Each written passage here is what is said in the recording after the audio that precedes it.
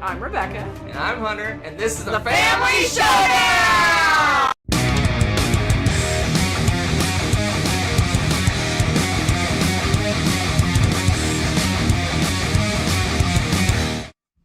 Well, that was interesting. Whoa, that was short. Hello. That was exciting. A little bit of chaos. A little bit of chaos. A little bit of chaos. Wakes you up in the morning. Hey, you know. Or evening, or whatever it is where you're at. Thanks for sticking with us through all the chaos and the wind. Welcome to the most exciting. I love the top 10. I want to play games right after we do this list every time. So much fun. So ready to talk about these. So, we have a metric ton of board games to our right and to our left. And behind us. And beside us. Yeah, that too, but I mean, this is crazy. Our favorite games are not only good games, they're very large games. Yes. Extremely large games. Most of them, yes. All right. We would do a sneak peek or no? Just jump right in. Let's do a little sneak peek. I got one new game. You said you had no new games. I have no new games. So I think it was Hidden Keep was talking about, are there any new games? So you have a new game that jumped into your top 10. That's correct. That is crazy. That's correct. pretty wild. So Hidden Keep, you're right about Hunter. He's saying is War of the Ring in the top 2. Western Legends still top 5. Ooh, we shall see. All right, folks. We shall see. Obsession. Yes, Hunter's new favorite game spoiler is Obsession. I like that game. It's okay. I mean, I don't love it, but I like it. I guess it's not top. All right, let's do it. Let's jump right in. I'll do a little kind of intro to each of our games. I don't know what you're gonna do, but so this game was debuted on my list in 2021. It's been 6, 9, 9, and now 10. Wow. Very consistent. Very consistent. And it's much, much better than the other version of this game. Let's see, I don't have the little keys ready yet. Let me do it. I'll do it. Boop.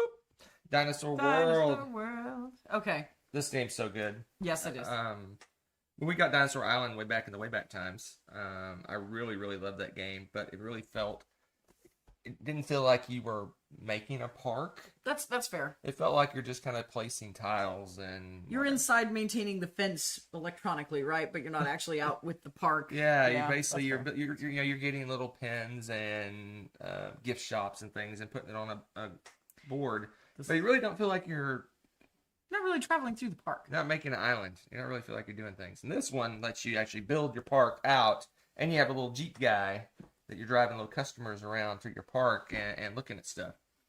And I love this game. I think we play with almost everything when we play. We have a little note here, Oh, yep, here we go. We love every expansion, but are a little different about the water park with the algae. Oh, that's right, the algae. It was one of those that kind of just almost distracts from the game. But anyway, I just love it. It's so much fun. It's Jurassic Park, the game, and I love it because I think it's funny that you always make this comment that as you're driving around when you visit different exhibits that have like a boredom factor. So maybe you can visit this exhibit 5 times and then it's not worth anything anymore. I do comment on that every time. So it's like, it's the T-Rex. I've seen that already. That's so 2 weeks ago. Oh my gosh. Yeah. Like you're going to get sick of a T-Rex. Give me a break. But I love it. I don't know if you can see the little back of the box, but you basically build your little park here. And you got a little Jeep guy. You drive around and you visit the different things. But you still have the cool DNA dice. You still have all the stuff that's really fun about Dinosaur Island. Yeah, it's Dinosaur Island Plus. So good. Such a good game. So much fun. We got the Kickstarter. I don't know if the other ones come with it, but we got all the little plastic dinos and all sorts of fun stuff. Little plastic goats and all sorts of fun things. Goats. I forgot about the little goats. What's these guys? This is the hybrid pack. So we got like just all these crazy. Oh yeah, the hybrid dinosaurs. Yeah. Ooh, yeah. I forgot all about those. Yeah, we need to play that again soon. So good. Dinosaur World. Love it.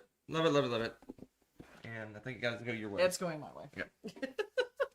Well, we'll be walking around a lot today. Yeah. No reason. There's games on the floor, game everywhere. No reason. To get these. And some of these games are so large, we're going to be peeking over the top. It's entirely possible. It's entirely possible. All right, what's your number 10? So, my number 10 was my number 17, and it's just kind of hovering in this range. I think it's likely to stay in this range. I know you like it as well. And that's Lizard, Wizard. Oh my goodness. Or Wizard, however you want to say it. Hunter talked about this one a little bit before. Raccoon Tycoon plus. This one changes the theme around a little bit. It's instead of just railroads, this is Magic Land. And the art is still the same glorious art, but this time you've got magical creatures instead. And they tend to be reptilian in nature. And so you're going around and you're getting different ingredients and stuff to do. And I think, let me see if you can see on the box. Yeah, you can see some of the art and everything. But you're getting a whole mess of these different ingredients together and in combinations and stuff to make things. And it still has the same synergy of you get a creature and match it up with another thing and you get some extra bonus points. Just like in Raccoon Tycoon where you got the railways and the animals.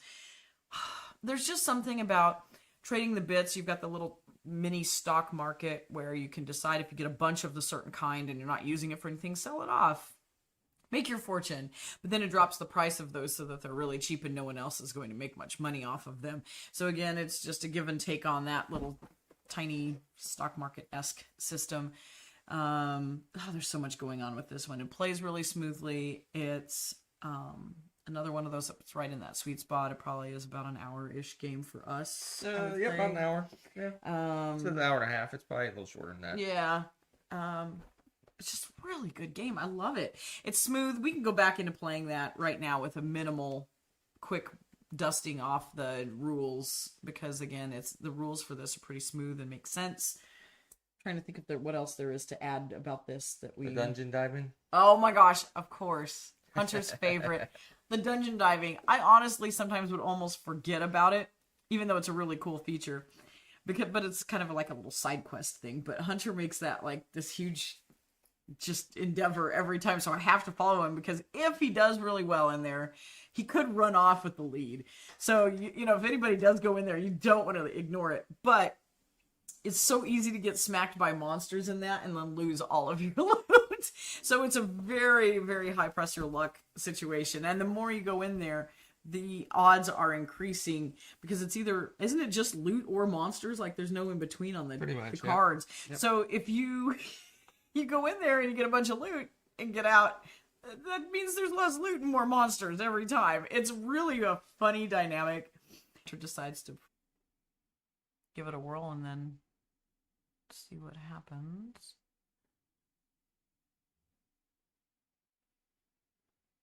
Oh, maybe.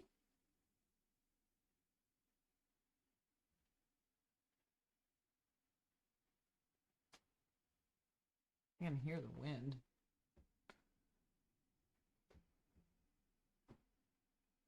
Wow. It was good.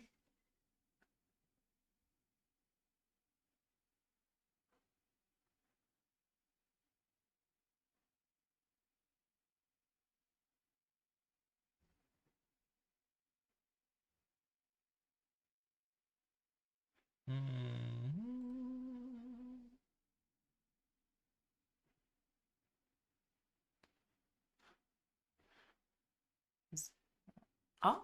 All right. Are we? We're going to give it one more go, but... We'll give it one more go, but otherwise we have to reschedule. We don't want to ruin the top 10 with you guys getting sick of the we got crazy high winds today. I don't know if that's what's causing it, but yeah. Anyway, we'll keep going, and if we crash again, we'll cry. Reschedule. And cry. All right, let's move on. All right. Thanks for hanging with us. Oh, I forgot we could do the numbers for this one. The numbers? Number 9. Did you hear anything about Lizard Wizard? It was my number 10. Yeah. Wizard 10. And...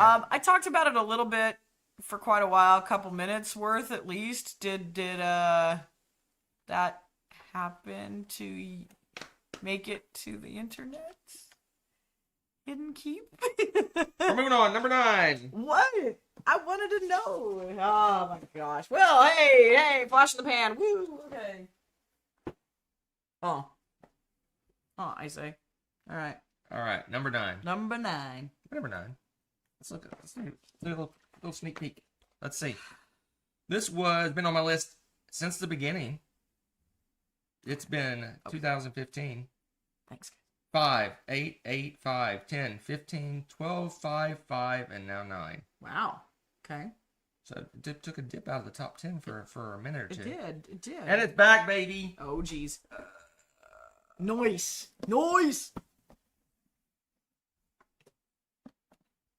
Yeah. Fleet captains. Fleet captains. Da, da, da, da. So, we are both mega Star Trek fans. Mega Star Trek fans. And this is, in our opinion, the best Star Trek game out there. The best. I don't know if you can even get this anymore. Probably not. It's an older game. I haven't seen it. Came out Don't in the way remember back seeing it in time the store. of 2011. And this one, if you watch the previous episode, I talked about Star Trek Ascendancy. That one has kind of the macro view where you're pulled back and you're doing whole fleets and attacking planets and things like this. This one's more, you do have fleet ships and you're flying around, but they're individual ships that have, you have the captain and you have a first, whatever, second in command, whatever, science officer, all that stuff. Oh my goodness. And number ones. And you go out and you actually encounter things that you see in Star Trek episodes. So you might encounter the big planet eater thing that you've seen in the first movie and all sorts of, not the first movie, the Annihilator, whatever it's called. What's it called? Wow. The World Eater? Annihilator? That's the oh my gosh, that's not in the first movie. Well, the first movie's got the cigar. Eater. We got the cigar. Star Trek 4 has the cigar. Oh my gosh, you're fired. All right, I'm old. I'm losing You're my so mind. fired. I'm You're losing my so mind. fired. Oh my I'm gosh. losing my mind. You're gonna have to watch all But the anyway, movies this now. one's really cool, and we were Turn in gifted your a Star while Trek back. card. We were gifted. Yeah, I got to turn my Star Trek card. Got to turn in my old man card. I mean, get my old man card. So we were gifted a long time ago. I'm not gonna pull out too many of these because they're very fragile. But we were gifted like cool painted versions of all the ships. So, Yeah, they're incredible. yeah, Absolutely incredible. our buddy Paul Yeah. from the States gifted those to us. Oh, that's cool. Hidden. So we love the little. I broke this stupid ship. Okay, here. Don't break your little ships, Picard. Broke your little ships. Hey, you remember that? Okay, maybe you can have your Star Trek card Yeah, back. no. We'll see. It's very early in the morning here, and the internet problems has me flummoxed. Yes, it does. It does. But anyway, this is cool. This one, what we like about this one is that you can design the game how long you want it to be. Yeah. So if you want a quick, short little game, you build a little tiny little map, and you just duke it out like you're fighting right off the bat. Or if we've done epic long games with a ton of points, it takes 4 or 5 hours, and you build this massive giant map with all these little branches, Hexes everywhere. And what's when we did that, I actually enjoy when we do that because it's kind of a risk to go off in one of those branches. Like, I'm gonna go over here and explore. Now you're trapped. Oh my gosh! You get out here and you're doing something, And then the Klingons and then you show roll up. in behind them and they're stuck. They can't get out. So yeah, you can build the map however you want. You do the standard map or you do whatever you. Yeah, that bottleneck one we made was rough. Yeah, we did like a central area and then had 2 little pods off to the side that you had to travel out to. Oh, and it was like no one wanted to go out. No one that wanted to go out through there. I did, but I was gonna have to take my big beefy ships because you needed the point, so you had to go eventually. Yes. Yeah, this one's fun. It's a deck making game, not really a deck building game, but basically when you play the Federation, there's a certain number of decks, and you can pick. I think you pick 4 of them, and you mash them together and shuffle them up, and make a draw pile. Yep. And so you don't know what cards you're gonna. You know what cards are in there, but you don't necessarily know what order you're gonna get them. So it was like you're like trying to find Spock. Where's Spock? I'm gonna find him eventually, and he's gonna be buried in the deck somewhere. He's there. Anyway, He's waiting. So good. Excellent choice. Yeah, it's all right. Come on, internet, hold in there, buddy. Oh, don't talk. Don't speak it into being. Don't let it. What's your number 9? Don't pay attention to it. Maybe you'll get to talk about this So one. my number 9. This one it took a dip for a little while, and I think it's jumping back up from the 50s to my 9, and it's been high before, but I think it's because putting bits and changing bits and doing things with bits is one of my favorite mechanisms anymore.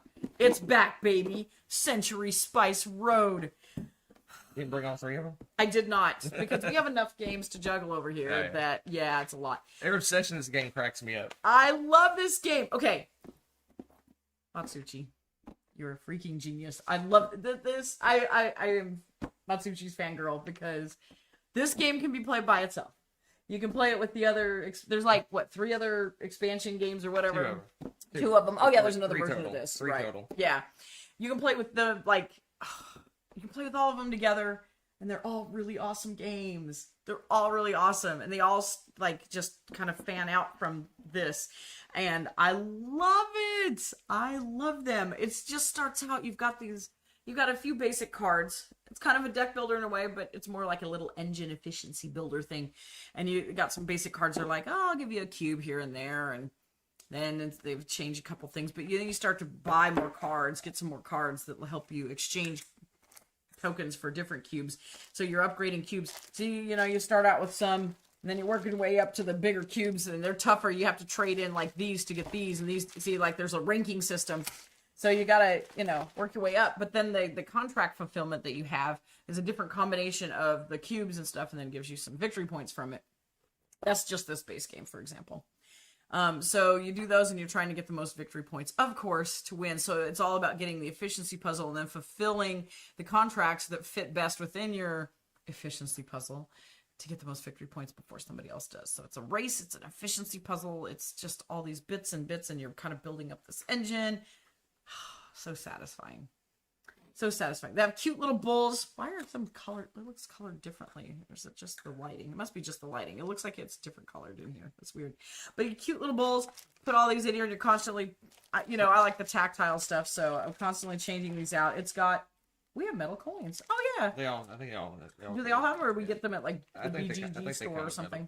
But yeah, we have the metal coins. I think they come with metal coins. We have nice big chunky cards. I have no idea. Okay, so the chunky cards for the contracts and everything else. Love. So I got a comment. Play this for I got days. a comment about this game. Why do you have to comment about this game? So they're doing a tournament of this Dice Tower. The Dice Tower Oh, really? is the one that does it. The quarterly posted on our little guild. Oh, nice. Our BGA guild. Okay. I've discovered 2 things about this game. Okay. One, I'm really, really, really bad at this game. Like really bad at this game. Okay. And 2, how dare you? Don't listen to him. Don't listen to the haters, Emerson. How dare you, sir? This is gold. Gold. Number 8. It's just gonna stay here because it's yeah, gold. Yeah. So let's make room for a real game. It's a real game. So let's go with. I'm giving a little sneak peek. How This one's dare been you. on my list since 2020. What? It was number 2, Okay. number 3, Okay. number 8, Okay. number 8, Okay. and number 8. Wow. Okay. It was consistent, you're saying. Yep. Last 3 years it's been my number 8. It's locked in. It'll be there Locked forever. in. Number 8. I don't have any games that locked in. City of the Big Shoulders. So this if you ever play an 18xx game, and that's not a high percentage of the world. Everyone's like, oh yeah, totally. If you ever played 18xx game, it has basically your own businesses. You're building railways. You're putting out little tracks. You're like driving little routes and making all kinds of money.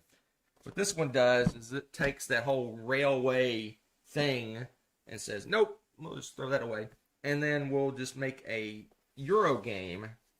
Well, Euro-ish game, because it's kind of a tacky. But we'll make a game where you just concentrate on the businesses. So basically, Okay. you're developing businesses, you're producing products, you're selling that products on the market, and you're competing against other people around the table.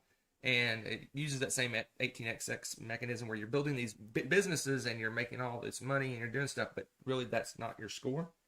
Your business, how well your business does, is almost meaningless to your score at the end of the game. It's how much money you personally have at the end of the game. So you got to find a way to build up these businesses, make them profitable, make them valuable, And then cook the books. And then, I'm just well, yeah, if you need to. Basically, you start funneling money out of the business into your personal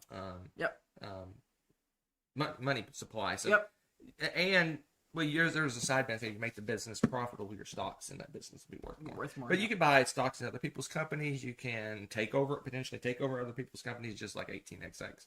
But at the end of the game, it's just your personal wealth that matters, not the business's wealth, which is really cool. Yeah. There you go. It is a heavy game. It is heavy. And it's fairly long. What's a heavy game? 2.5 hours is what it says. Oh, I think that's about right. Yeah. It really does take a long time for us to play that one. It is a beefy game. But I love this game. I love Yep. it. I love but I still love 18xx. I do like building the rails and the just the building out a little map because you can kind of lose that piece here. But this one gives you more business and economic choices than 18xx does. Very cool. I'll put it back over. All right, you have space over there. Yep, I have space. So my number 8 was my number 10 last year. And oddly enough, a certain Hunter Thomason has already talked about it. That low? An 8? Oh my goodness. It was a 10 last year, so it's gone up, sir. Oh man. It's gone up. How the mighty has fallen.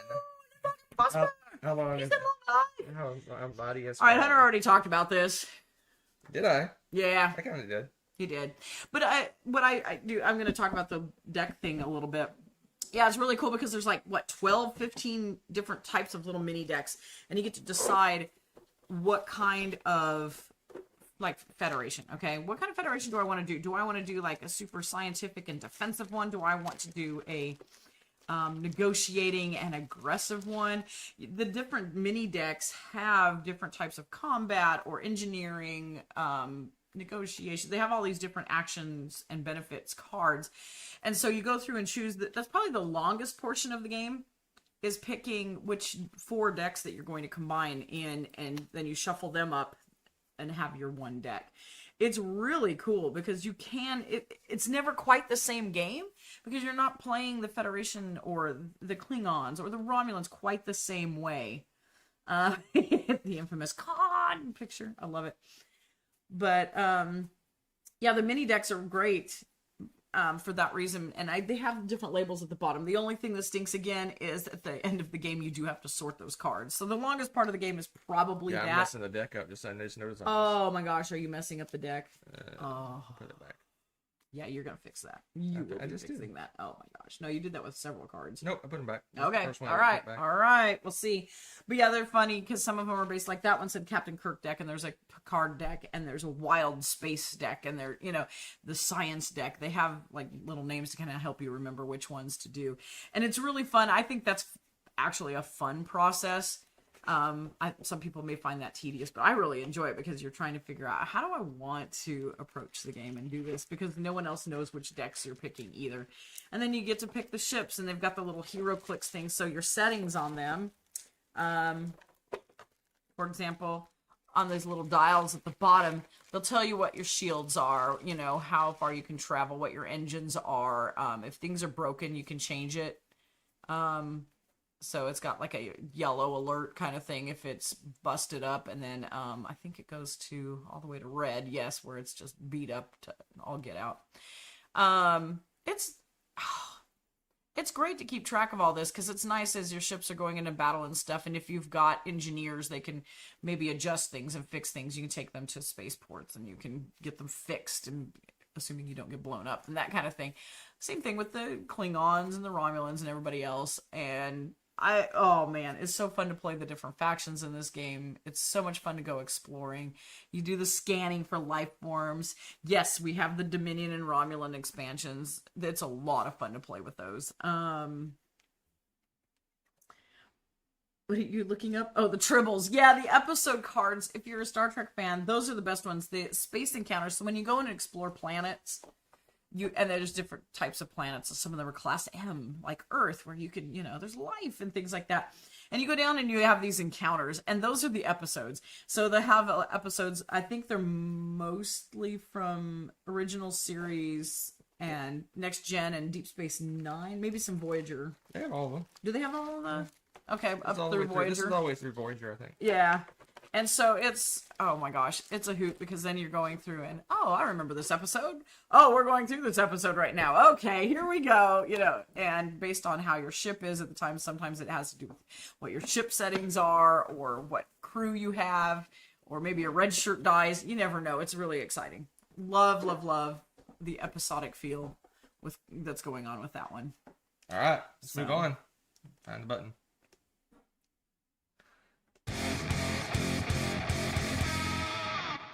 Number 7.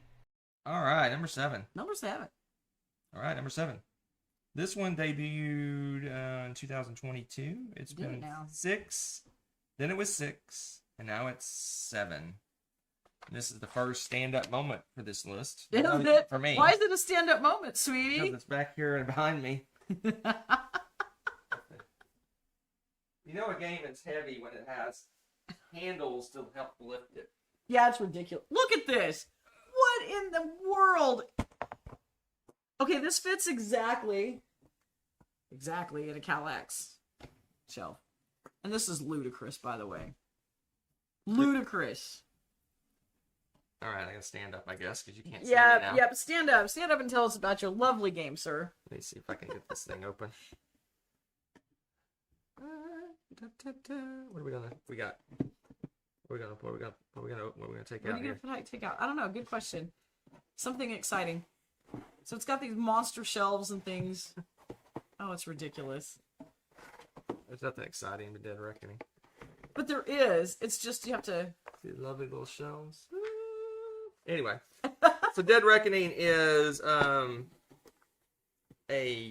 pirate themed exploration game, I guess. What's the best way to describe it? Basically, when you build out the map, you Almost 4X. you only have a handful of little tiles you can see. There's a grid of tiles, and you can go out and discover the different locations. Maybe you encounter a merchant ship that you can attack, or maybe a bad storm happens and you take some damage to your ship, or you find an island that you can take over and build forts and other stuff on. And it's just make the most money as you can. But what kind of drives this game is it's got a card crafting system. So basically, when you start off, you have a bunch of crappy pirates running your ship. Oh, they're great pirates. And each turn you get to upgrade one of those pirates, and they become more and more powerful. That you can level them up, you can give them new abilities, you can do all sorts of things. And as the time goes by, as you play, you get more and more powerful crew and more abilities. You get to do more and more stuff. And you're just trying to make the most money. You're trying to win the game there's like little mini achievements similar to if you played Scythe. They have like little mini achievements you can do that'll give you points. And the game we have has basically a massive campaign. So every expansion you buy, the one that comes with Dead Reckoning, but every expansion you buy extends this campaign, and you have this massive long campaign if you run through it. At some point, we're going to go through the whole thing, start to finish, and do the whole campaign. But yeah, it's great. If you want a pirate thing, you don't need all this nonsense. No, you don't. This is the base game is plenty. It's one of our favorite top games, and so we went a little nuts with it and got a game that we love and cherish. But yeah, it's a good one. I enjoy it. One of my favorite games back in the day, in way back times, was Merchant Marauders. It's still in my top 100. Yeah, another sandboxy pirate. Yeah, and this one I wouldn't say killed it, but it's just quicker, easier to play. If you just play base game, bare bones, we can knock this game out hour and a half, something like that. Right. And then you can just build on top of that and make the most massive, crazy game that you want from that. Of course. So good. I just love the encounters. I love the building up when you're building up your crew, do you improve them all just a little bit, or do you have like one or two that are just like really good crew guys, and you're like, I can't wait to draw that guy and do something cool. And it's a fun game. It's so much fun. You can be super attacky and be mean to each other, or you can kind of just cruise around and do your own thing. It really depends on how you want to play. Or a little of both. Why not both? Yeah, well, a little of both. And yeah, Dead Reckoning, so good. And then push the button. What number is this? 7? 8? What number is this? 7. 7? 7. All right. Dead Reckoning. I'll take it. You're taking that? Well, maybe. No reason? No reason. No reason whatsoever. All right, let's move on. Rebecca's 7. That's a stand-up moment. It was a stand-up moment. So my number 7 has jumped up to, it kind of dropped into the 20s, but as we keep playing it, this one jumped up. What? You're not going to complain. What? Because you love this game too. Do I? And that is Distilled. Do I? The theme's kind of funny to me, but it's very thematic, because what you're doing is choosing to make a bunch of different booze. Booze, okay? I think what I like about this game, because Hunter's talked about it a lot, so I'm not going to belabor it too much, is, hey, it comes with coasters. No. Right. It does if you get the Kickstarter If version. you do, I don't know why you would do that too, those lovely coasters. But what I think's fun about this is you have like your recipe guide or whatever for all these different things. And you have to unlock them, so you have to, pick and choose which ones you're going to make. There's that decision time. Do I make the same ones that Hunter's making, or do I want to do different ones? Because as you make them, there's a limited amount of these, basically like achievement victory points for making those. So then I'm in a race. Do I want to beat you to all of those and get the victory points, and try to kind of get them before he does? Yeah, the inside of this box is insanely amazing. Or do I want to just try to do completely different things so that we don't butt heads as we're fighting, and try to do victory points that way, where it's more of just a straight up race, instead of directly competing? First player token. It's so cute. Just the little touches like that are just fantastic. But yeah, I really enjoy that about the game. I enjoy that. And the other part Hunter talked about before is when you actually go to mix and make the ingredients and stuff. I learned a lot about how they make booze through this game because of all the different things they do. And they talk about that, and you take them and then you shuffle your cards together, and then you take 2 out. So you want to make sure that once you've done all of this stuff, that you actually have the correct recipe for what you were trying to make. So then it's a little bit of a pressure luck there, where do I put just a bare bits into this mix and hope that I make it, or do I want to put in a bunch of extra ingredients to ensure that I come out with what I want to make? And then will that take too much time to do that, and blah blah blah. It's just a fun balance. There's a lot going on with that. You get different people that'll help you with different aspects of acquiring or making the different ingredients and the things to make your booze, or your spirits. And what's the gameplay time on this? 30 minutes per player. That is so accurate, and it's so weird because it feels like this is a 4-hour game. I mean, you're doing so much stuff, and you look up, and it's so boring. You're bored to death. No, because you're doing so much. I It know. feels like a super super heavy game, and it's fairly heavy, but it moves so quickly because a lot of the stuff we're doing at similar times. We're doing like back and forth. There's no sitting there dead time. I don't feel like. No, turns go pretty fast. Turns go really fast. I love it. It's a lot of fun. Yeah, it's my 15. Yeah. Funny that you're my 14 and 15 are both in your top 10. Yeah. It's interesting. Yeah. Interesting. Yeah. Crazy. Interesting. All right. Let's move on. Move on. Number 6. Number 6. Let's see what my number 6 is. What is your number 6? So this one, let's check out. This has been on my list in one form or another. Maybe a previous edition. It's been on my list since 2016. Ooh, a long time. 10 It years. debuted at 11, and it's been 2, 2, 2, 3, 2, 3, 4, and now 6. Wow. Okay. Plummeted. It has plummeted. It kind of has. My number 6 That's wild. is Okay. Twilight Imperium 4th edition. Oh. Stand up moment. Stand That's up. It's a leaning moment. Stand up and Pick up this lean. game. Oh my gosh, so heavy. Ugh. So back when it was in my top 10 way back, it was the 3rd edition. Now we have the lovely 4th edition, which I think is so good. What? So good. 4th edition, so good. It basically streamlined the game a little bit, made it easier to pick up. Yes. It makes it the game plays faster. Much faster. The base game itself of 4th edition has some of the 3rd edition expansion material in it. There's an expansion for this. I haven't bought it just because we don't get this to the table very much because it takes. You probably want to play this with 5+ players. Oh, at least. Make 5+ players. best. Long game, epic game. It's when you have a game day, you kind of have you play 4 or 5 games, 6, 7 games, and however many, and you bounce around and stuff. Right. This is it's a game day in a box.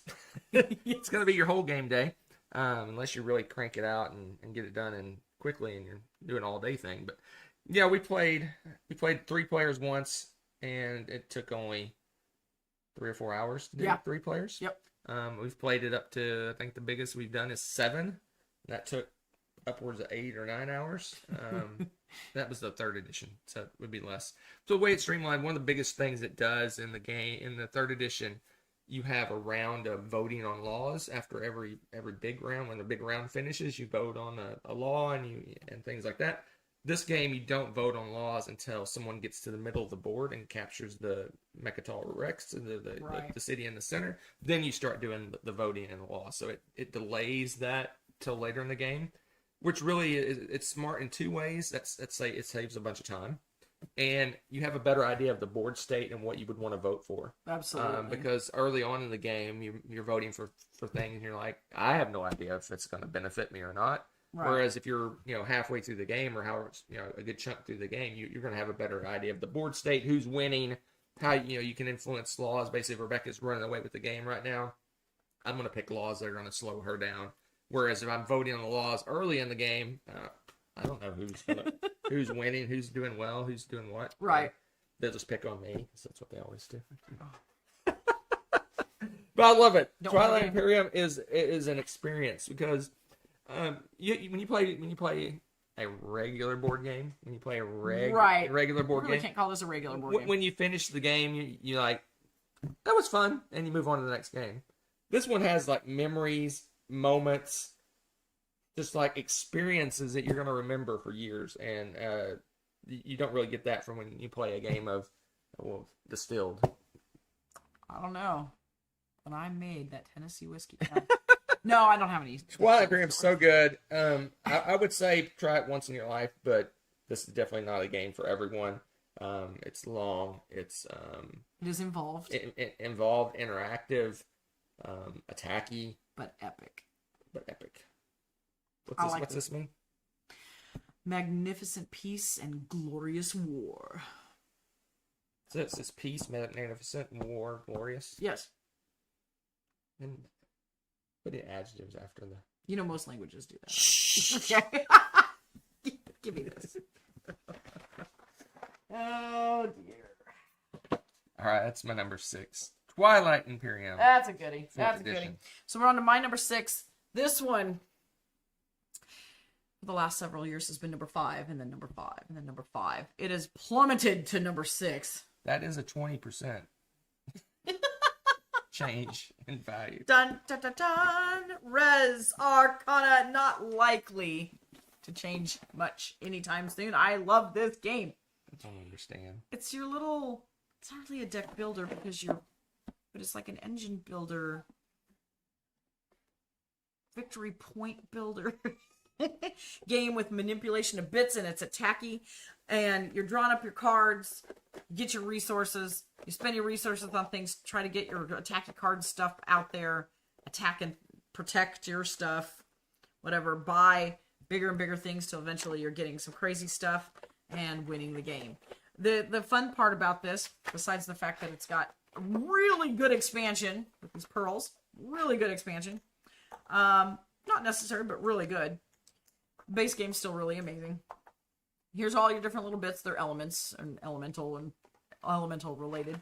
But the turns are based off of these little puppies right here. So you've got out in the middle of the game board, you're going to have some different abilities for your turn. So you might just choose something like this where you can select one or the other of those bits to get. Or there's other ones that are like a shield and help you protect yourself against, when dragon attack or something like that. Or if somebody else does something, then you get to draw a card. Or this one here says draw 3 cards, add to your hand, and then discard 3. So each turn you're selecting a different one of these tiles as your main action to kick off your turn. It's really fun. It's smooth. Every time we play it, I've had a really good time with it. I really like how you're trying to get, some good energy going with your cards and get cards that are like enough to help with the resources that you seem to churn out each turn. Asymmetrical start. Just love it. Love it. Res Arcana. It's another one that doesn't play too horribly long. It's about it says 30 to 60 minutes. I think it's probably closer-ish most of the time to the 60. But with 2 players, you can get it pretty quick. You can finish that game. It's alright.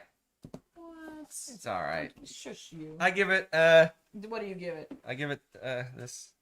A meh. Fired. Let's move on. Fired. Where's the button? This one. Number 5. All right. Number 5. Let's take a little peek at this. It debuted in 2018 on my list at 22. I'm guessing because I probably didn't know what I was playing at the time. Okay. And then it was 6, 4, 10, 13, 8, and now back to 5. Back up to 5. Okay. That is Western Legend. Oh, another big box moment. Okay. Oh my gosh. Oh. You see a trend with the having the big box version of the games we love the most. Yep. It's going to be a running trend. Yep. So this is Western Legends with everything, literally everything there is for Western Legends. So good. This one is Another sandbox game. yeah. I love games where and I love games that are opposite of this, but I love games where when you sit down, you're like, what am I going to do this time? Yeah. What am I going to It's do so true. this Am time? I going to be a good guy? Am I going to be a good guy? Am I going to be a bad guy? Am I going to rob trains and banks? Or am I just going to hang out at the tavern and play some poker and make money that way? So good. This game's so good. One of my favorite video games of all time is Red Dead Redemption. And this is kind of Red Dead Redemption in a box? Yeah. So, yeah, it's so good. It's so good. Well, and it's just fun because, I mean, even just some nice touches. It almost has that video game feel because, oh dear, some things got shaken in the move. Well, Let's pretend like we didn't see that. we'll pretend we didn't see that. But the thing is, you have your horses, you have your cowboy hat, you have your guns. All of these things are upgradable and give you special little abilities. Your horses either will carry more weight, like if you're going to the mines and getting gold and things like that, or they might travel faster for whatever reason if you need to outrun the law. It just depends on what you want to do. Your 6-shooter can be upgraded to something else.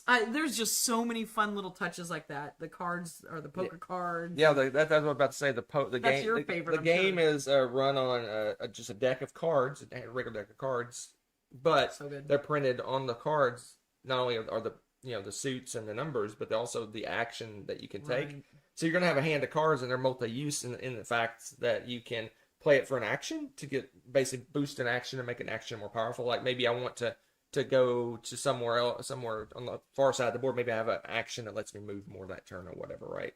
But the thing about the better the action, the better the bonus, the better the thing, the better the card. So the aces are just like really powerful actions. But if you're playing those aces for actions, when you go to the little gambling hall, you're losing your aces. So it's like a really kind of almost an angst of how do I use the card for poker? Right. Do I use the card for actions? So rough. And It's so rough. It's so good. And then if someone's playing a bad guy, you can go get them and throw them in jail. And It's so funny. it's just this game's so much fun. It is. Like I said, literally what I like most about it is I said, okay, I'm gonna do exploration this time. I'm gonna do some exploring. So like I'm gonna get a fast horse. I'm going to try to get action cards that give me more movement, and I'm going to go around the board and explore, because there's a whole section of the board that's kind of like the unexplored territory, and you go over here and explore that area. You never know what you're it's just so good. I invariably end up playing the bad guy and losing, but I love it. Sometimes you redeem yourself and turn towards the light. It has story cards. I mean, I can go on and on. Basically, you have little encounter cards that are a little story, and maybe you have to go to do something to solve it, and each of you can work on it. Like maybe you need to go deliver, a bunch of gold to the bank, and every time someone does that, they get a check mark on that. You have to get credit so that you get victory points. And then later. once that card's fulfilled, then everyone that participated gets a little bonus. That's so good, that's so much fun. So much fun. Yeah, that's a goodie. I guess I'll put it up here. Do you have room? Yeah, maybe if I stand up. It is a task. Number 5. Ooh, my number 5 has been number 3. It's been number 1. Number 1. It has been number 1. Quite a significant amount of time, in fact. I honestly was wondering for a while if it would ever get Oh, that's been your But one for a long time. taken. Yeah, this is actually Viticulture. We keep it in our Tuscany box because, I don't know, We're it's weird. pretty. We usually keep the expansion box. We like the expansion box because we've stared at the main box forever. And now this one's like some weird lost artifact of a box anyway, so.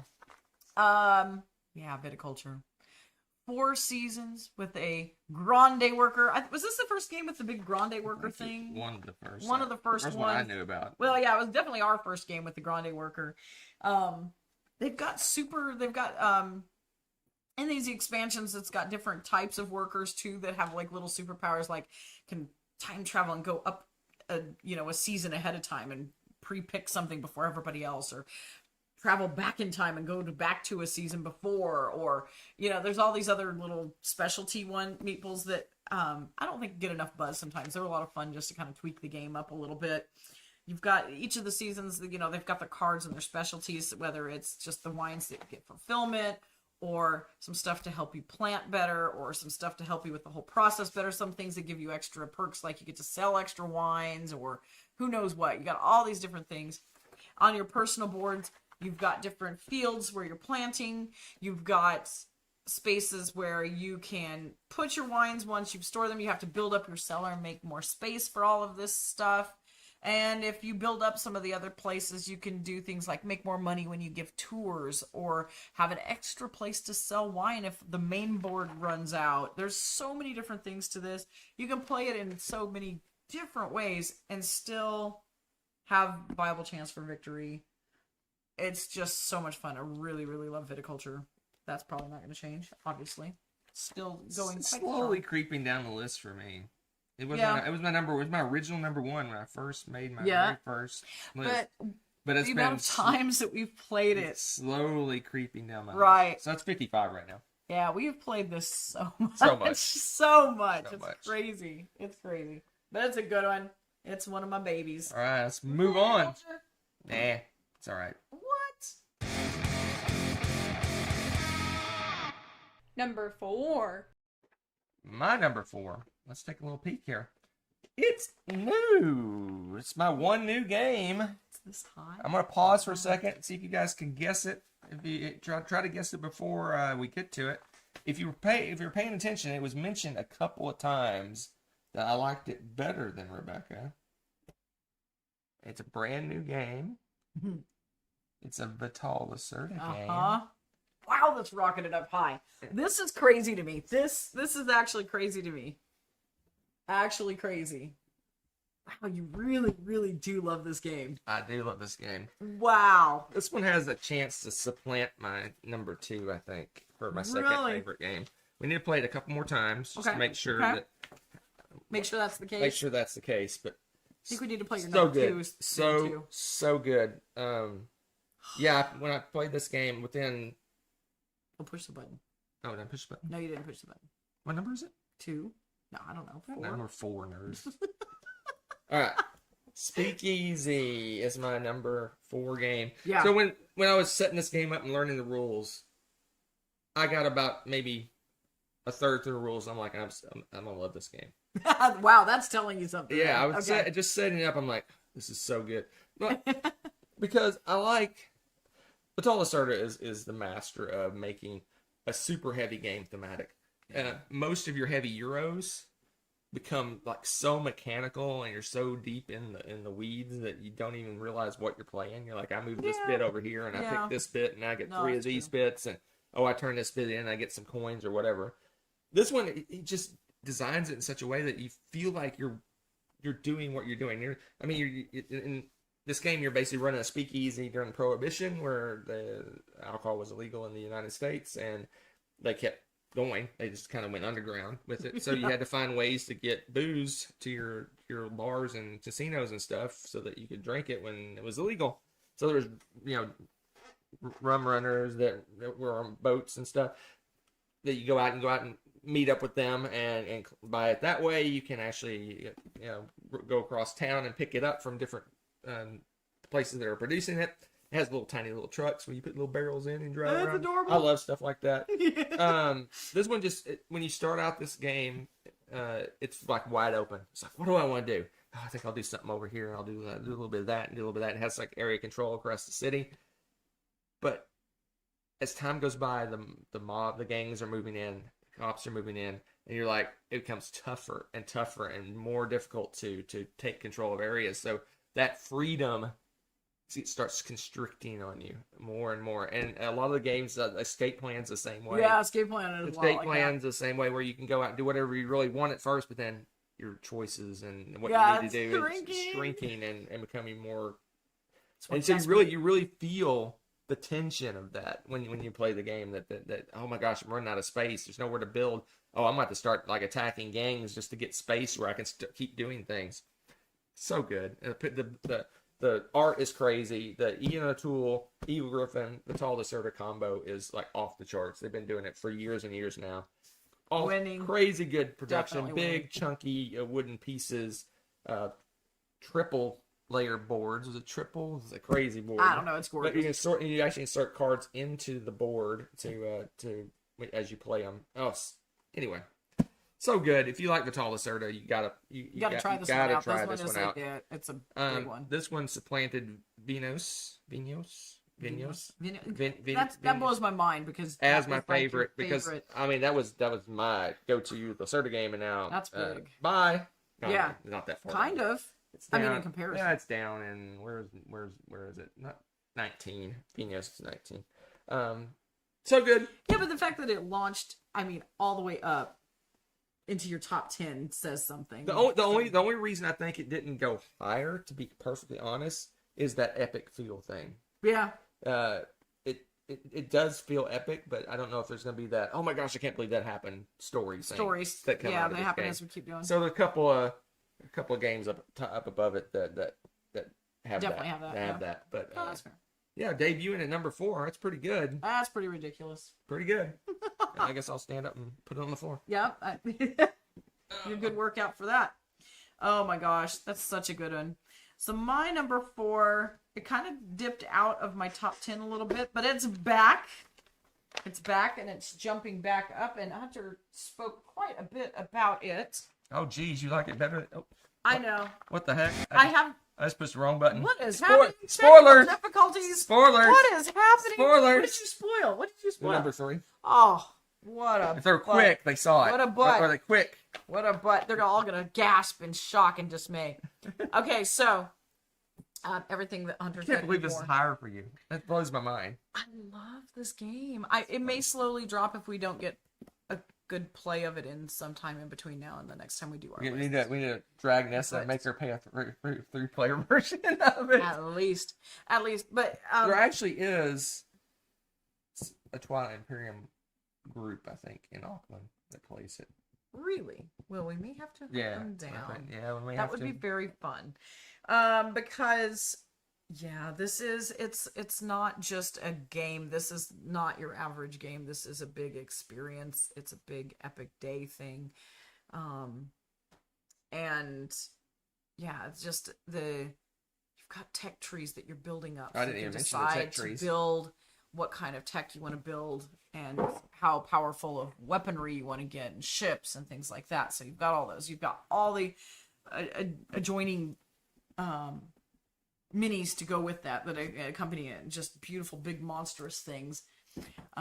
Like I love the war suns. They're ridiculous. They're like little Death Stars. There's these big, round, monstrous things. Scared to look. But they're not easy to build. You have to go up the tech tree to get them. They're in pretty good shape. You've got to. Excuse me, Hunter was talking about the laws and the different things you do for that. But outside of that, there's all the talking with each other and negotiating different things like, oh, hey, can I pass through your area, or this, that, or hey, let's gang up on somebody, or any of that stuff can also happen or not. I mean, it just depends on the game and the players, what you want to do. Ultimately, to get the massive victory points and drive towards the end of the game, you want to take hold of and control that central planet. But once someone finally breaks that bubble and goes there first, it's just like the whole game turns. There's a turning of the game. All heck breaks loose, and now everyone's fighting for that middle spot, and you're getting booted out and kicked in, and everybody's helping each other, not helping each other, and betraying, and all the craziness. Here's a nice war sun, so you can see this bad boy. He's a monster. Here's one of the big ships. Oh, I love these. These are so much fun. Here's some more. Let's see. We got a little space station. Kind of looks like Deep Space Nine for you Star Trek peeps. What else do we have over here? We got little planetary cannons. You set them on the planet and they shoot at people as they come flying in. Those were really lame sound effects. They would sound much cooler than that. But yeah, and then they've got these big carriers that carry massive amounts of like armies and stuff. It's just it's so good, so good. You got little tiny fighters and stuff. Yeah, wow. I cannot see, and you know it's a good game when they've got orange. Just saying. How come mine doesn't have a special organized box? I think this is expansion. The expansion. That's right. We did buy the expansion. I haven't bought the most recent one. We bought Yes, we did buy the first one. Okay, yeah, you're right. I'm like, those are. I was going to give pillars. him some grief, but he's okay. Those are expansion pillars. Of course, he gave the green ones. That's an original color. Sorry, I can't help it if you're a secondary color. Oh my gosh, shade thrown at my favorite color. I cannot believe this. Secondary. Well, okay, here's part of Orange the. is a Yes, I know it is. Thanks for playing. This is You what didn't get my joke. kind of intimidates some people. Is this because here's the rules reference. Here's the expansion, and then there's this booklet of the how to play stuff. It's learn to play rules not bad. It's only 23 pages. That is not many rules. Actually no. And that's a lot of pictures too. It can be intimidating for your first game, but if you play with, what I would recommend is if you're playing for the first time, make sure that not everyone playing the game is a new player. Yeah. Have at least one experienced player play the game with you first or guide the game. And the experience is actually incredible. I think it would be very tough if it's all new players, but that would be my big thing with this. Start with somebody that's experienced and have them guiding it, or have several experienced players. And it really is worth the investment of your time to play this one, especially if you like space games, 4X games, all that sort of thing. Because again, this is another game where you can really do whatever you want in this, but there may be some consequences or repercussions depending on what the laws are doing right now, how other people feel about you, whatever it is you're doing, whether you have alliances. There's all sorts of things going on in between that. So either way, you're going to end up with some Pax Magnifica or maybe some Bellum Glorios. Oh my gosh. Latin. Latin.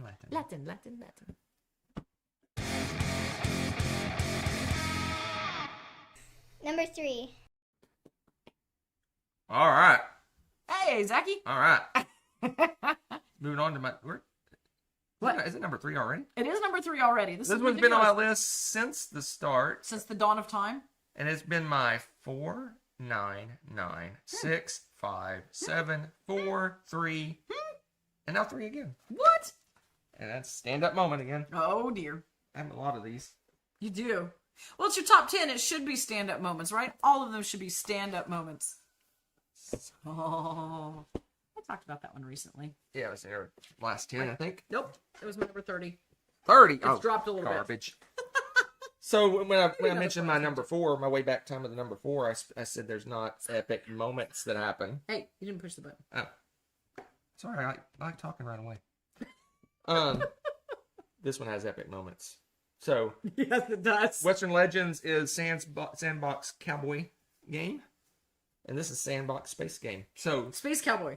Kind of. This is another game where you sit down like, what am I going to do? Yep. Am I going to be a merchant? Am I going to be a pirate? Am I going to be a merchant-y pirate or a piratey merchant? I don't know. Am I going to be cautious and scan ahead as I explore, or am I just going to let's see what happens? Yeah, I do a lot of let's see what happens.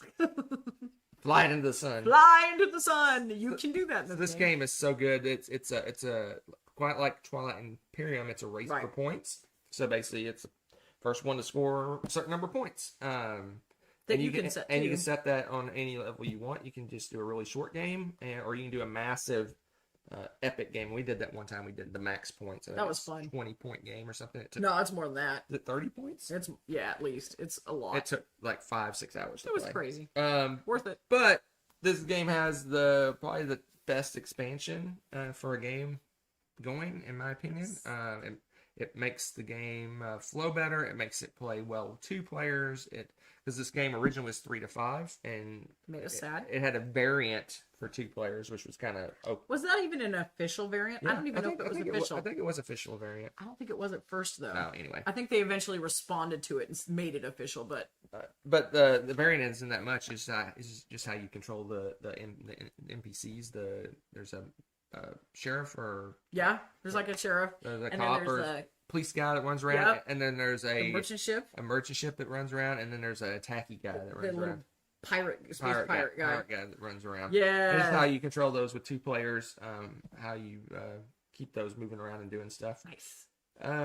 So good. You can go out and find minerals. You pick up, deliver. You can complete stories. You can do missions. You can do just however you want to score points.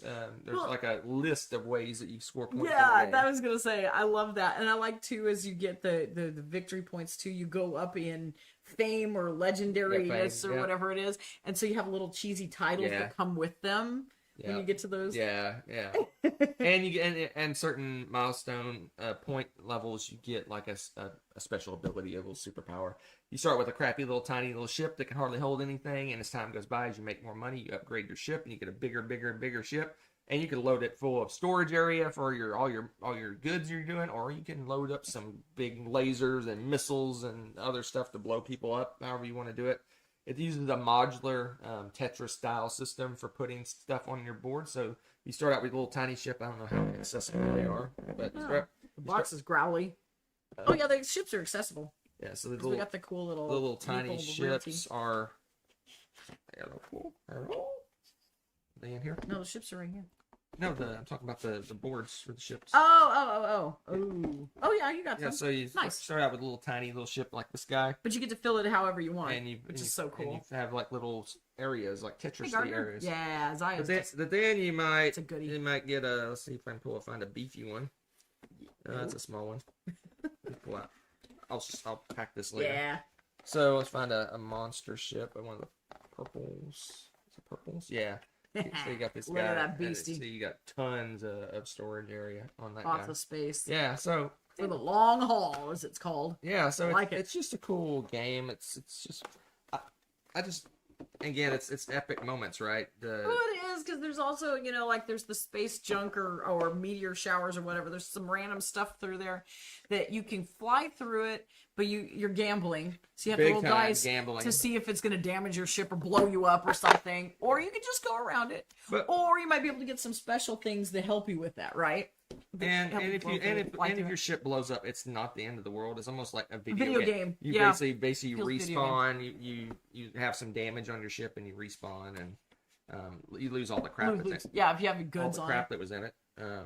But you respawn. So it kind of sets you back, and that's one thing it does in the expansion version is it I was trying to help you. There you go. It's not gonna close easily.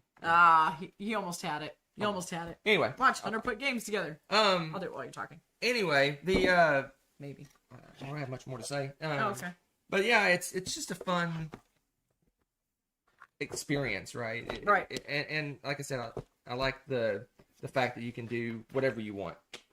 You can. It's open. It's a basically open world. And if you do bad guy stuff, you get bounties put on you, and they keep increasing to the point where a player's gonna go, wow. Or the NPC, the little bandit guy, or the cop, or both of them will start following you. It's so funny. I love how the mechanism for those works. It's crazy. That's a fun one. It's so good. It's so much fun. I just love it. So good. Zaya, so good. Okay, so you need this one? No. But I am gonna have to. Once you sit down, I'll trade you, and I'm gonna go. Or if you can get it for me. I already spoiled it, didn't I? Yeah, probably. We'll see. I clicked it up. I don't know if anyone noticed. Yes. This is live, Gardner. You are here for the live stuff. So welcome. In fact, you can watch us grunt and cry as we pick up the heaviest games in the world. Like this beastie. The best version of a board game ever. This is a stand-up moment.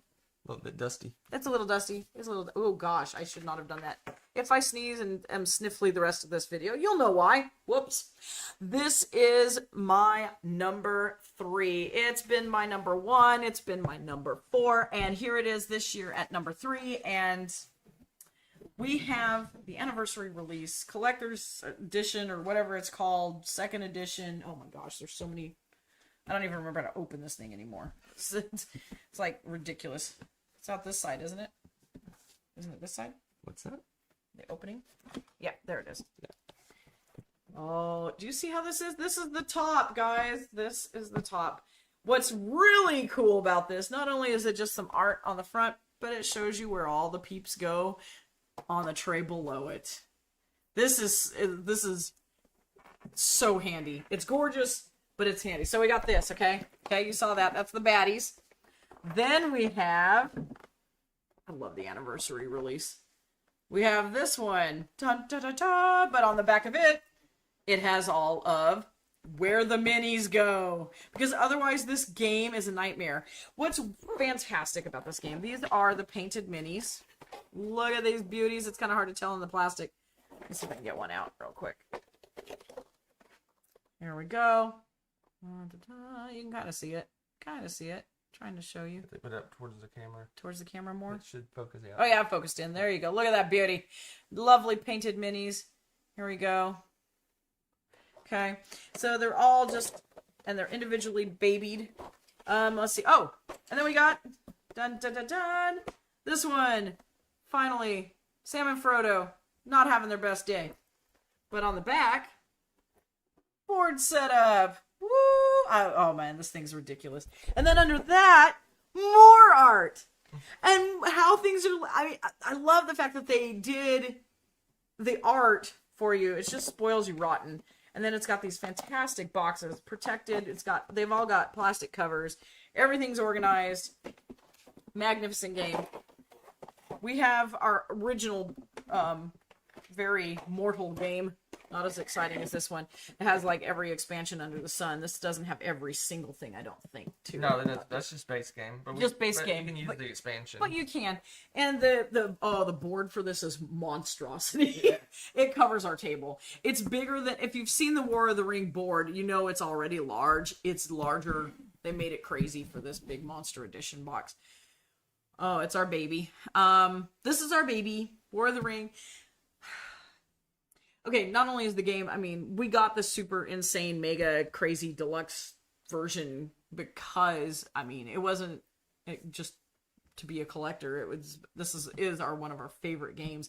And every time, Hunter talks about the games that really make an impact are the ones that you have stories and stuff to tell afterwards. We've had our retelling of the War of the Ring every time we play. And I still laugh about, we've had times where, because some of the main characters, the armies can die, but the main characters can be alive and different things. You can't kill some of them.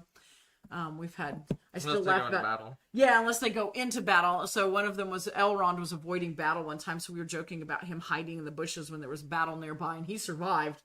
And this whole elven army got nuked.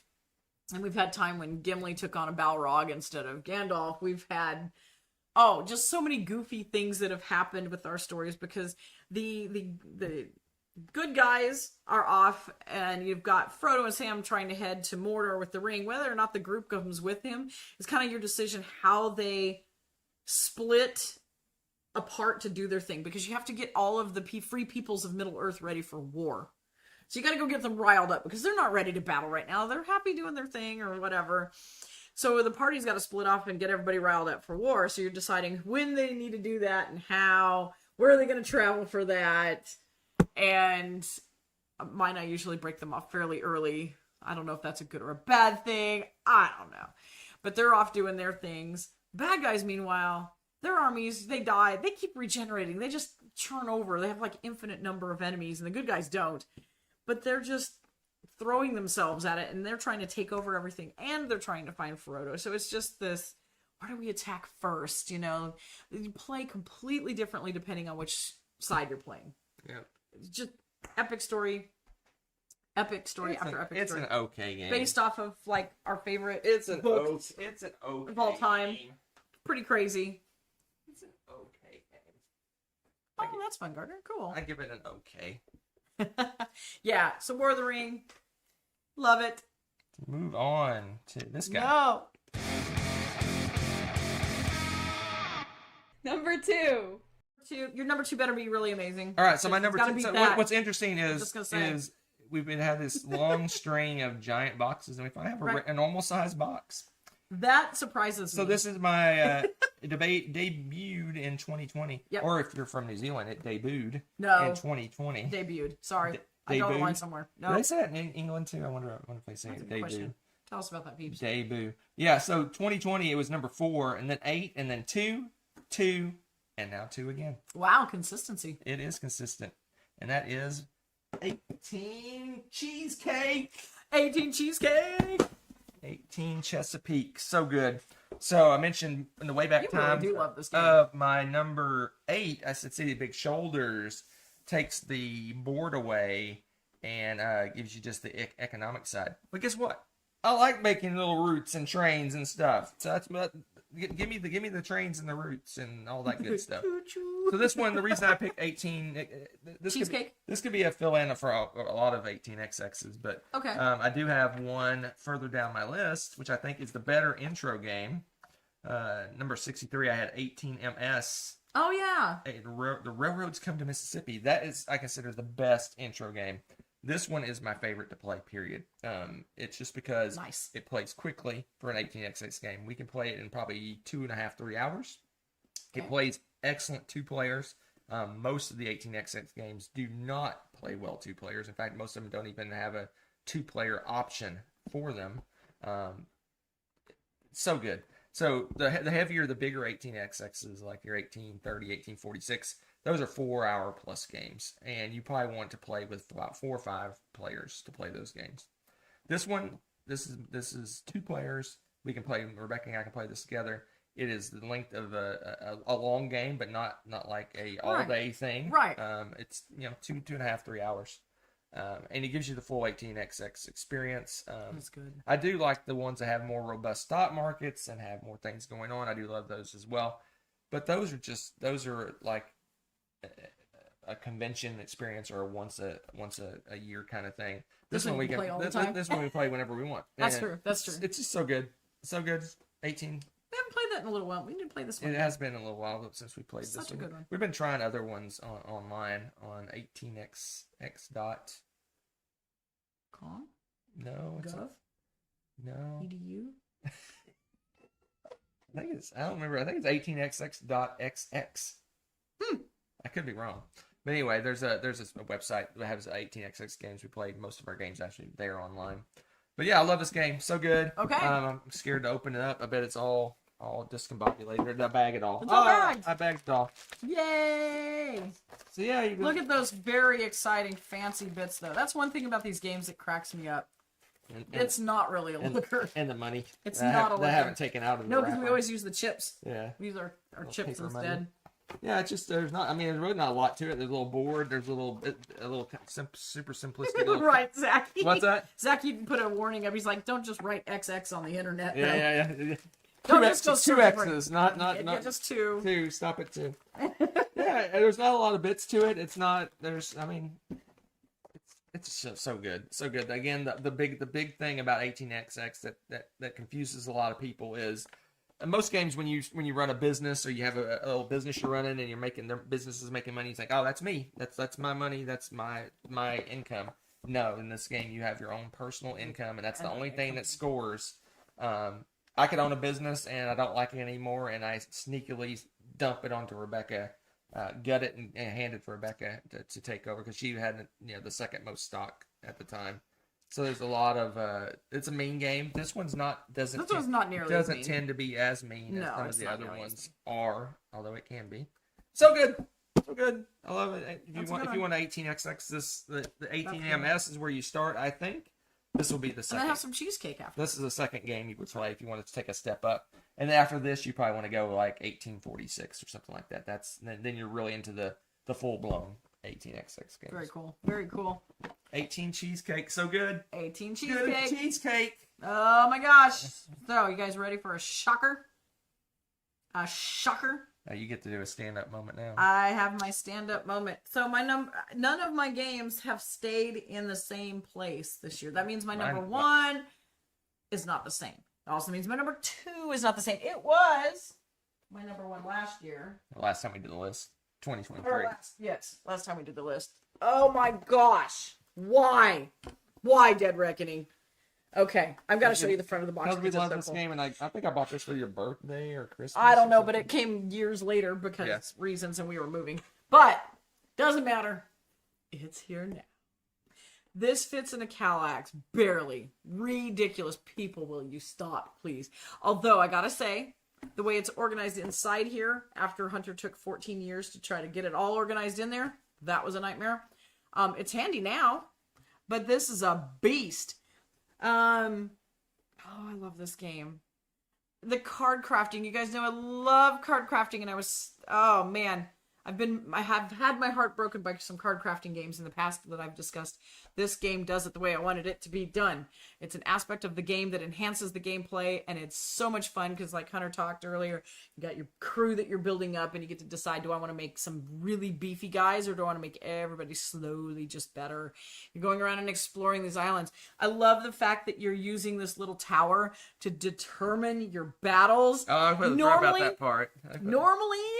Normally I hate battles and stuff like that, but this one is so fun because in the bottom of the tray, where your dice land is going to determine how the battle goes. And it's just chaos. I mean, cube tower battles. It's a cube tower battle. So there could be, I fling out all this stuff, but it lands on like lose a treasure and stuff like this. And you're like, what? I threw all this cannon, and Hunter still ends up with stuff. You know, it's crazy, but it's so much fun. And you're throwing down, you do that, and then you get up and you move on and you go and explore another place. And you're like, ooh, do I want to put something down here? Or do I just want to gut it and move on? Do I want to just ignore it? Buying cards everywhere you go, that you explore somewhere near you, to get some more cards and stuff. And you're deciding, it's basically like a sandboxy sort of game. Yeah. I don't know. There's just so much going on with it, and it's so much fun. I actually like the battles in this and the exploration. I mean, it's almost decision fatigue at that point of all these good things where you're like, which things should I do? Do I want to be very piratey this time and fight all the time? Better build up my crew accordingly. The upgrades to the ship and stuff are really fun too.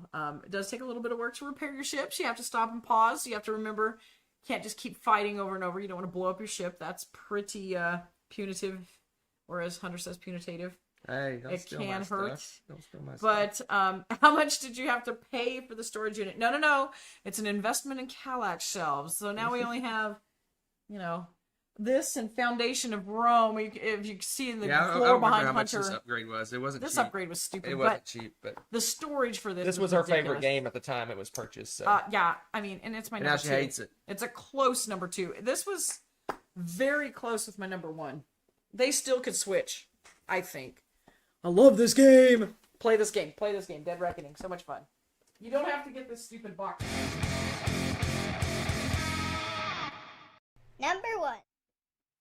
Number one.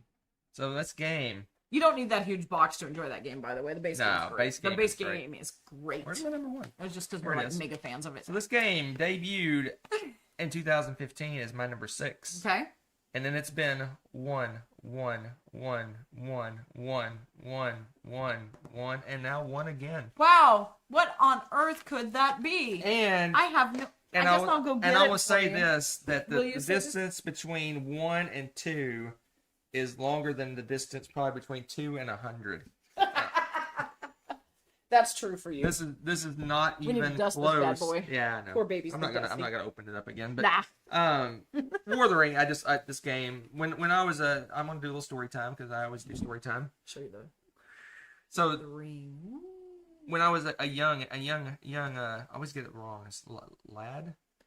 Yes, you're a lad. Why do you mix those up? Because alas sounds like a boy. Alas? Yeah, it sounds like a boy. You're a mess. Anyway, when I was a young lad, in the way back times of the 70s, I told you how old I am. Ooh. Way back time of the 70s, I found this book. I discovered this book at my local library called The Hobbit. Did you now? And I read that, and it instantly became my favorite book. I've probably read The Hobbit 50 times in my life. Yeah. And I didn't include the fact I have it on audiobook, and I've listened to it on audiobook. Oh my I don't know gosh. how many times. Yes. And then as I got a little bit older, I because they didn't have things called the internets back in the day.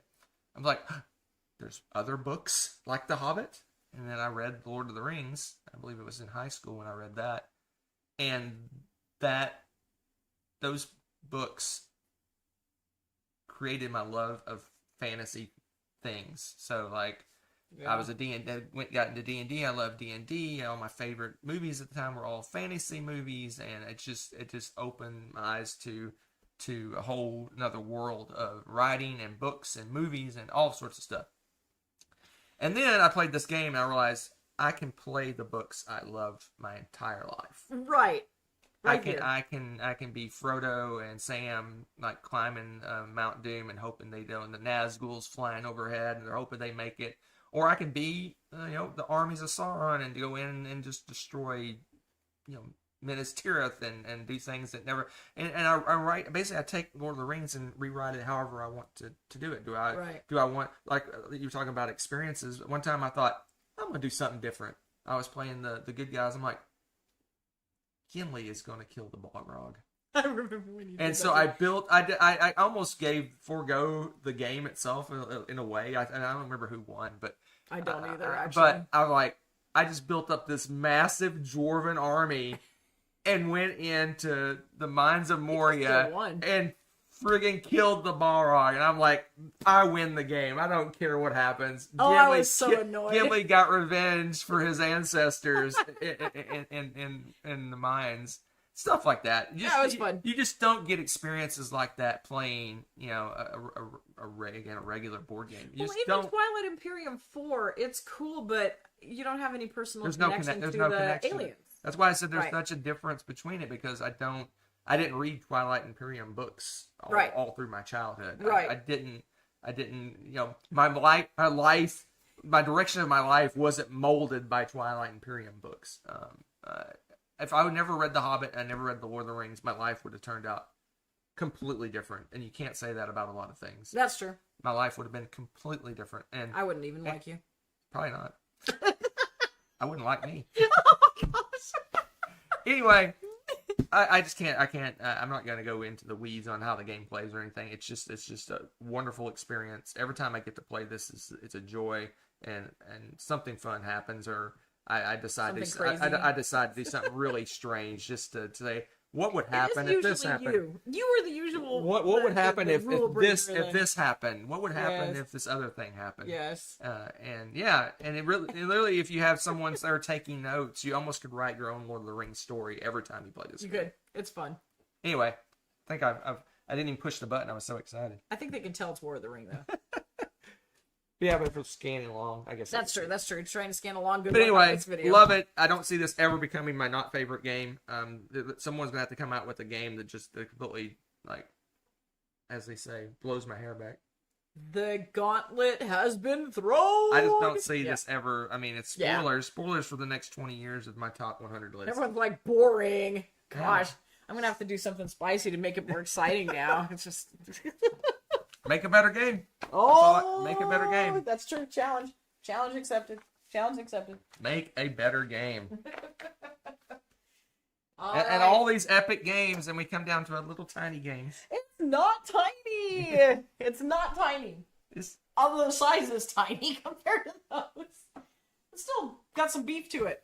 So my number 1 was my number 2 last year. It jumped up from the get-go on this game. We went from Middle Earth to just plain Earth. But it's nothing plain about our planet, as you can see in this game. Oh man, where to start with this game? This game it doesn't have epic storytelling, but inside you've got so many fun mechanisms and things that you do. We've got it even has a little achievement sheet that, I'm only on here once. The thing is, we forget about it sometimes. No. And also, we don't play our copy that much. We play it at conventions. Oh, that's true. We played it at conventions and stuff too. Yeah, most of the plays we had were at conventions and things. You were at the cover location in the summer? That would be gorgeous. Oh, Zachy, that sounds fun. Where is Beautiful that? place. Where is that, Zachy? Do you know where? Well, obviously, I mean, you do know, but where does it say on the... Oh, That is gorgeous. That almost looks like Hobbiton on the inside. yeah. Iceland. Okay, not surprised then. That's a bucket list place of mine. But Earth is just, I don't know what it is about this game. Besides the fact that it's art and nature, I'm a huge sucker for that. Obviously, we moved to New Zealand partly for the nature. I mean, we really like wandering around outside. And this has all these different cards with biomes and different things like that. And then you've got your trees that you build up. And you've got these, even the boards, they're all different. Your player mats are all different. But eventually you're building this grid on one of many different, they're all different gorgeous mats. Player mats, okay? And then you've got your player board that you're doing stuff with. And some things you'll be able to trigger. You've got little green cubes that you can put things on. It's kind of a point salad-y sort of game. Here's all the tree bits. Your trees, you can grow up to a certain height and you get to the top, and they've got, like, if you get growth, they get certain victory points. And if you have put the cap on the top, then you get the full amount of victory points for those. There's card combos. How you lay out the cards, and I don't know what it is. I love these. I'm not always the best at it, but I love it. Where you place your cards in relation to each other has an effect on your victory points too, because there's some that'll say like as many bushes, if this row has all bushes in it, get 10 extra victory points or something. Right. So you're trying to build it that way. And then you get a card that's like, yeah, but if you have completely different biomes in the column, then you get a certain number of victory points. So you're trying to put different ones there, and you're mixing and matching, and you're doing all these different things. It's also very fun on your turn because you're choosing what you're doing for your action. It's another one of those where people take the action, they can shadow you and take similar actions. So even if it's not your turn, you still get to do things because you're doing shadowing. So, there's just so much with this. You can't just sit and get bored with this. There's really no downtime. Love it. You broke it. How did you draw the entire deck? Zaki, oh my goodness, that's crazy. We haven't had that issue with this yet. But just, I love the variation. I love every time we've played it, it's been different. You pull different cards for your end game goals that you're trying to get. So every game's going to play a little bit differently. Blah, blah, blah, all that. Just that combination of everything. Combo-rific. It might melt some people's brains. It's kind of on the heavy side because of all the different moving pieces to this game. But again, the whole thing, it's Earth. It's gorgeous. I love it. I'll play it all the time. That's it.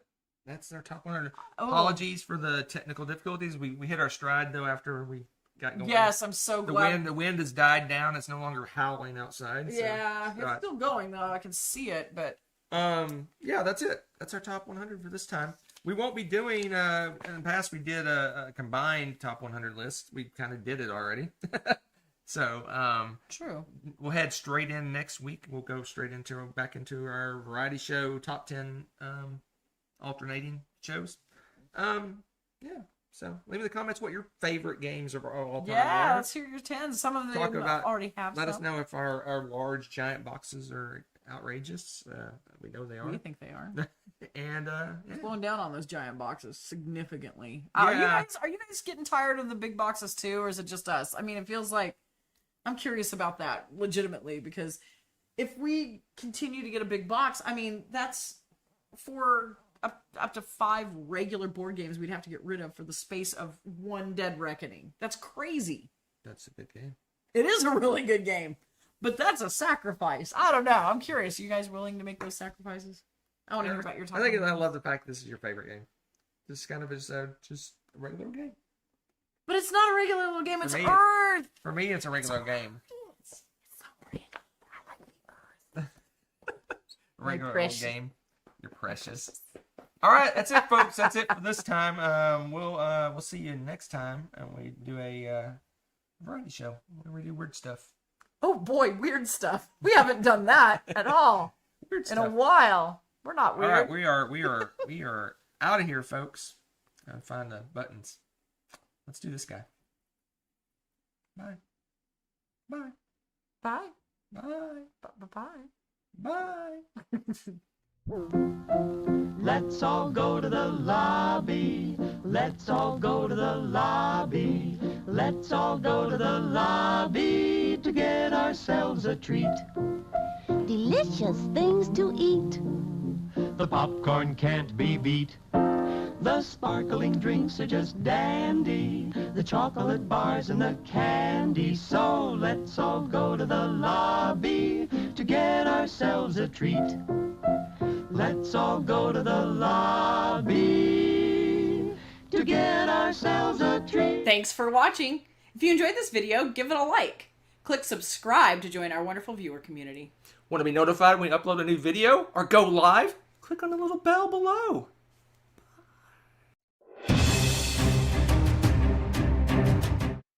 Look at the size of this I board. think we need to clear all the video stuff before we pull the game out, because Look at the size of this board. that's only half, honey. My half's right here. We gotta have room Look for at the this. size of this board. We gotta get rid of the video stuff before we can play. It's just, this is ridiculous. Look at the size of this board. Can't even find the button. Thanks for watching. If you enjoyed this video, give it a like. Click subscribe to join our wonderful viewer community. Want to be notified when we upload a new video or go live? Click on the little bell below.